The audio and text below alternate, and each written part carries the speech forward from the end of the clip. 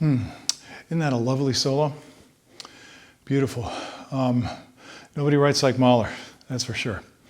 I think that music speaks for itself. Unfortunately, you can't hear all of it because you're just hearing the trumpet part.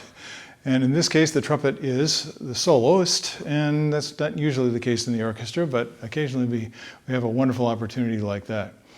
What can we learn from this? Well, as I've been saying for a while, whether you plan to play in an orchestra or are playing in an orchestra, or would like to be professionally playing in an orchestra, it still is a good idea to practice this kind of material. And when you have such a beautiful piece to play, it certainly is, it gives your heart some refreshment, and at the same time is pretty challenging technically. I want to just talk about one of the musical issues. It says at the beginning of this solo, molto portamento. And I like words, even Italian ones. And in this case, portamento means to carry. How does that express itself in music? I think this little melody is a perfect example. You're carrying the tone, carrying the voice, following through with the line, leading from one note into the next. Now you can hear that it's flexible. It's flexible, but it's always connected. And I think that's basically what Portamento is about, as smoothly as connected as possible. So it's a great thing to practice. I'm just going to play a couple of spots of this and show you a little bit of how I would practice. First, I would not try and do any musical inflection. I'd try and maintain the most free ringing tone I could all the time.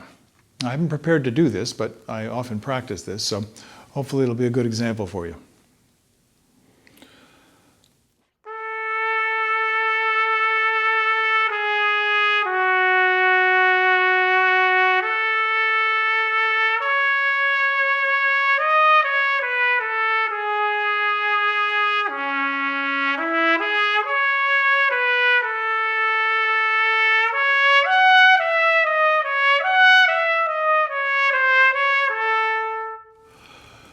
And I even am thinking about carrying it into the rest. Now I hope you heard with that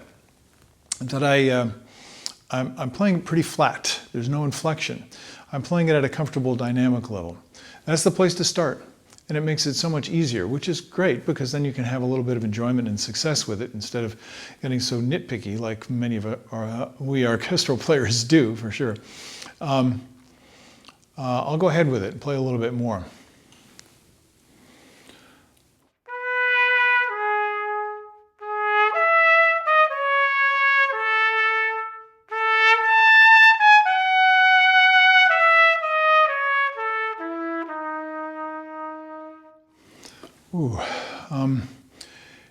It says molto espressivo, and we want to be expressive, but what are we expressing? This has, it's my interpretation, but this has a crying sense to it. But going back to Portamento, it's the connection between all the parts. We tend to, you hear people playing it, dee da, da dee da dee da, da dee da da, so it's chopped up because the music has these individual phrases, but they're all one phrase. So this is what you want to hear in music like this.